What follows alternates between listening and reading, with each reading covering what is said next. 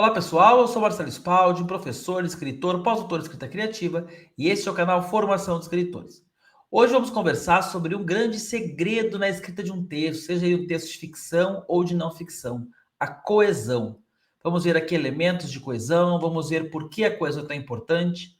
Mas antes de começar, antes de rodar a vinheta, eu vou pedir que você se inscreva no canal, curta o nosso vídeo, deixem nos comentários também sugestões de temas que vocês tenham para nossos vídeos, para nossas lives, perguntas que vocês tenham sobre escrita, sobre publicação de livros, porque as perguntas de vocês podem virar depois um outro vídeo.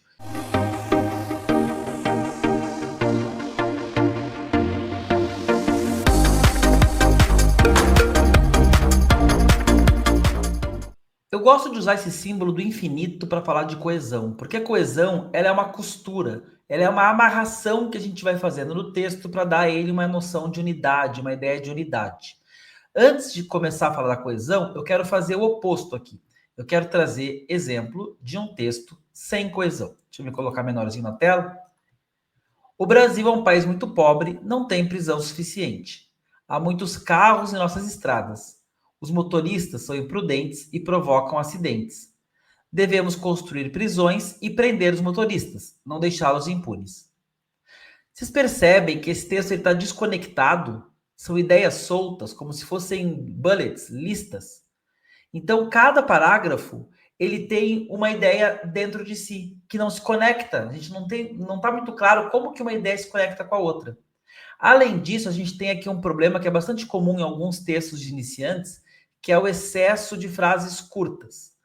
Então, assim como a gente deve evitar frases muito longas, que tornam o texto cansativo, a gente também tem que cuidar com essas frases muito curtas, o excesso de frases curtas. O ideal é a gente não fragmentar o texto, não deixar o texto fragmentado, e sim a gente costurar as ideias, a gente criar coesão.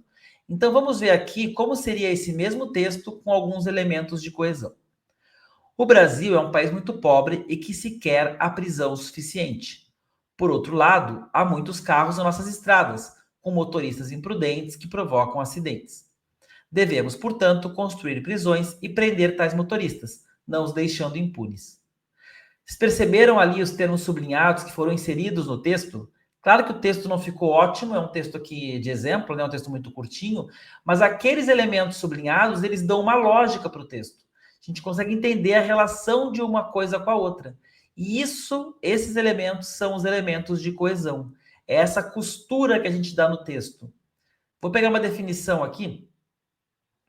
O verdadeiro fator para tornar um texto fácil de ler é a coesão, elos invisíveis que vão ligando uma frase à outra até que se forme a trama textual. A coesão é feita com conjunções, pronomes, repetição de palavras, troca de determinantes, sinônimos, etc. Esse trechinho é de um livro chamado Português para Convencer, do Cláudio Moreno e Túlio Martins. É um livro que eu uso muito nas minhas aulas, uso muito os exemplos desse livro. Talvez seja um livro esgotado, mas se vocês encontrarem, vale a pena vocês adquirirem. E aí a gente pode pensar na coesão do texto e na coesão da história.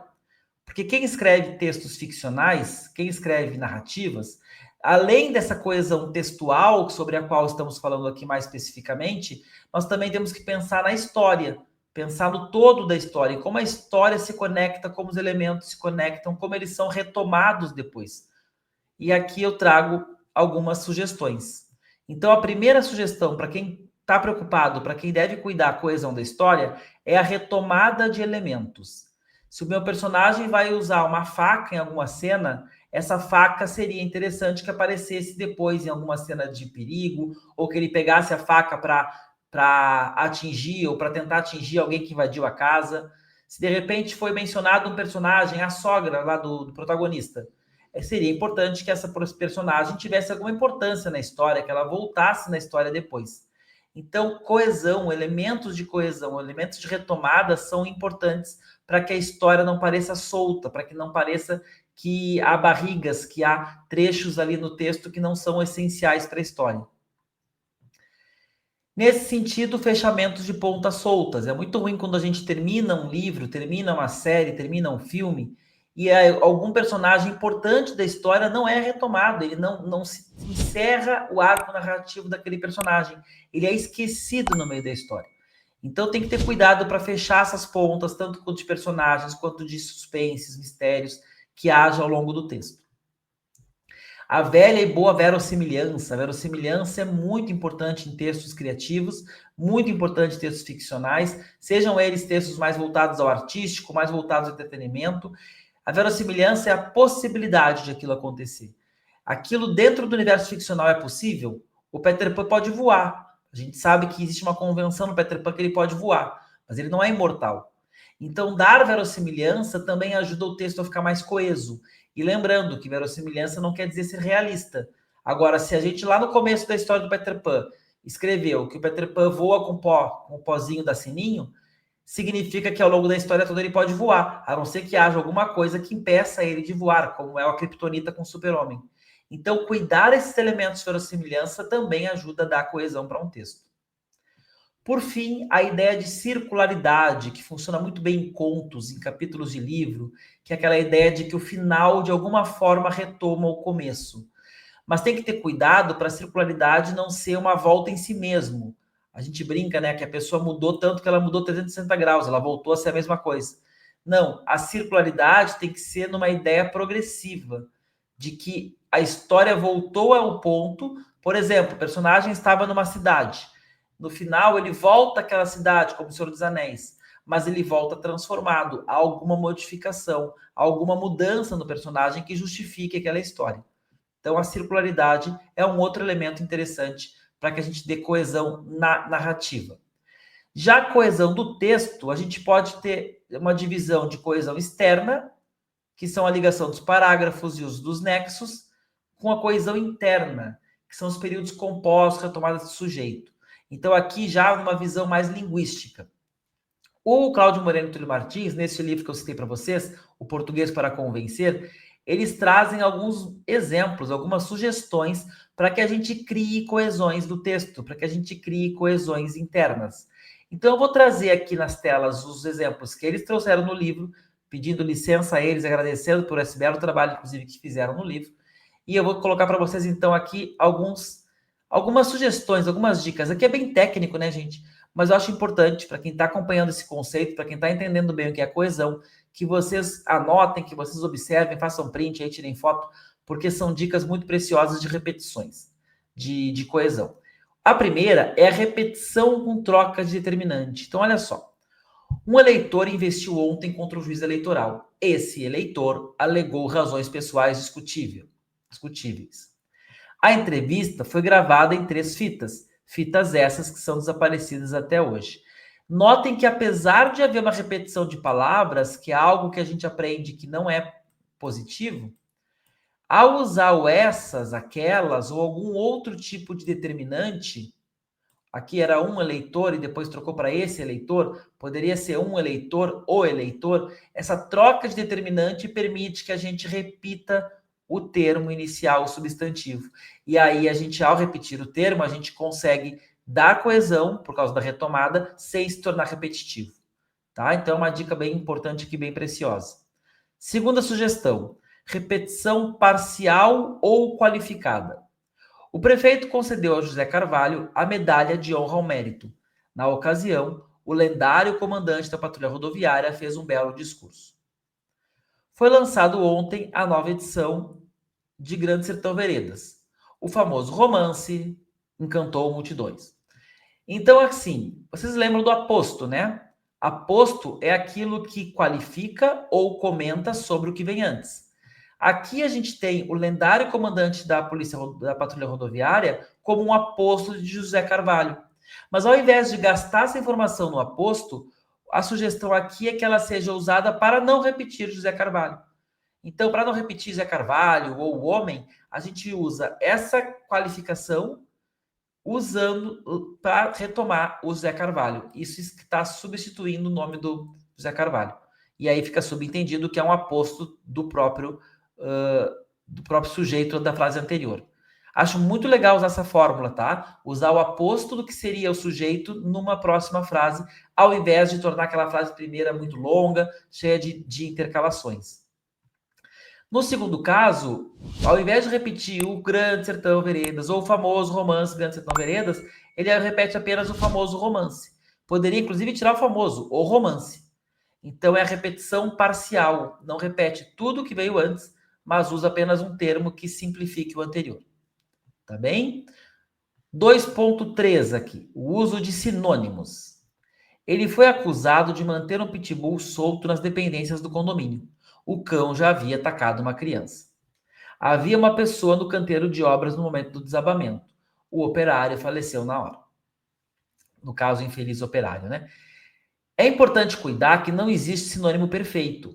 Se nós vamos escrever um texto, seja ele ficcional ou não ficcional, cão é uma coisa, pet é outra coisa, pitbull é outra coisa e poodle é outra coisa. Poodle é do meu tempo, né? Nem se vê mais poodle hoje. Então, cada um desses termos tem especificações que vão dar um sentido diferente. Logo, não existe sinônimo perfeito. É uma escolha que o autor faz. Usar cão, usar poodle, usar pitbull ou usar pet. Mas, neste contexto, é interessante sim lançar a mão de um sinônimo para não repetir a palavra. Aliás, no senso comum, essa é a sugestão, isso é o que mais se faz nos textos. Inclusive, esse dicionário de sinônimo, hoje na internet tem alguns dicionários de sinônimos digitais, então as pessoas, em geral, elas tentam usar um sinônimo para não repetir a palavra. Nem sempre isso funciona, nem sempre é a melhor forma. A gente viu ali, por exemplo, a troca de determinante como uma sugestão que me parece até melhor, mas às vezes não vai dar para usar tantos determinantes assim. Então, aqui, trocar pitbull por cão, me parece ok. E aí é melhor usar o específico antes. Então, pitbull que é específico e depois usar o cão. Aqui existe uma referência, inclusive, à pessoa, né? A pessoa é mais amplo. Poderia ser haver um operário no canteiro de obras, e aí depois colocar apenas o infeliz ou o desafortunado, enfim, um adjetivo que faça a função de sinônimo da frase anterior. Quarto, trocar um substantivo por um termo generalizante. O promotor de justiça acha que 2 depoimentos bastam, mas o advogado não pensa assim. O advogado passou a usar um computador portátil e todos os colegas fizeram o mesmo. Bom, aqui nós temos termos como assim, mesmo, até palavras que não se usam no texto como coisa, eventualmente, elas vão ser úteis para retomar algo, para retomar sem repetir. Então, aquilo, assim, mesmo, algo, são termos que podem retomar a informação anterior sem repetir. Para fechar, os substantivos ocultos. A argumentação do advogado da outra parte era jurídica. A minha, ao contrário, era política e antropológica. A perícia era determinar se a arma encontrada é a mesma roubada na semana anterior. Então, vocês percebam que a gente tem aqui palavras ocultas, argumentação, arma. E como são substantivos ocultos, nem precisa colocar vírgula. A gente aprendeu que quando a gente oculta um verbo da frase, a gente coloca vírgula. Eles preferem futebol, elas, vírgula, vôlei. Mas quando a gente vai ocultar um substantivo, neste caso aqui são 2 substantivos, não precisa colocar pontuação. Esses substantivos estão ali exatamente para não repetir. Essa lacuna está ali exatamente para não repetir o substantivo. Certo, gente? É um conteúdo um pouco mais técnico, mas a coesão como conceito ela é simples e é muito importante. Entender a importância da coesão no texto, não fazer frases muito curtas, textos muito fragmentados, textos com ideias conectadas. Na narrativa existem cuidados para que a história em si ela tenha certo andamento. É claro que as histórias elas podem ir avançando. Aliás, também uma sugestão aqui de um curta-metragem lá dos anos 80, do Jorge Furtado, já foi considerado por algumas listas o melhor curta-metragem do século passado aqui no Brasil. E esse documentário, ele tem um visual e até uma tecnologia que hoje podem parecer ultrapassadas. O próprio ritmo dele é um ritmo dos anos 80, 90, mas se vocês tiverem paciência, assistam. É um vídeo muito curto, porque ele é um grande exemplo de retomada, no limite da repetição, mas ele progride. E isso é importante na coesão, que a gente retome, mas progrida, não fique repetindo, que a gente consiga sair do lugar, o nosso texto, a nossa ideia. Então, Ilha das Flores, vou colocar aqui nos comentários um linkzinho para quem quiser assistir a este curta, está disponível no YouTube. Ele realmente é uma aula, um roteiro maravilhoso, a temática, infelizmente, ainda atual, e ele faz esse jogo com as palavras, flores, que é muito interessante, que vocês vão perceber assistindo o documentário. Tá bem? Então, não esqueçam, Coesão é importante na narrativa, é importante no texto não ficcional, nas dissertações, redações vestibular, etc. Qualquer dúvida, deixe nos comentários. Sugestões de temas, deixe nos comentários também, que a gente responde, comenta com vocês pessoalmente. Obrigado, gente. Até o próximo vídeo. Tchau!